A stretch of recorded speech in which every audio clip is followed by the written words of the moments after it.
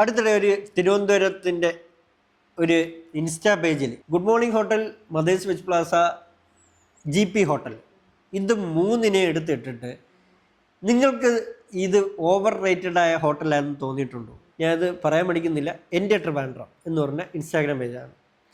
അപ്പോൾ ഞാൻ അതിൽ കമൻറ്റ് ചെയ്ത് ഇത് ഒട്ടും ശരിയായ രീതിയിലുള്ള പോസ്റ്റല്ല, ഇത് എന്തോ ഒരു വല്ലാത്ത രീതിയിൽ ഞാൻ കമൻറ്റ് ചെയ്തു. എനിക്ക് ഭയങ്കരമായിട്ട് അത് ടച്ച് ചെയ്തു. അപ്പം ഒരുപാട് പേര് ആ പുള്ളി നെഗറ്റീവ് പറഞ്ഞ് അങ്ങോട്ടും ഇങ്ങോട്ടും ഞാൻ പുള്ളിക്ക് പേഴ്സണൽ മെസ്സേജ്. ഞാൻ പറഞ്ഞു, ബ്രോ എനിക്ക് അതിൽ കിടന്ന് അടിയോടാൻ വയ്യ, നിങ്ങൾ ചെയ്യുന്നത് ശരിയാണോ?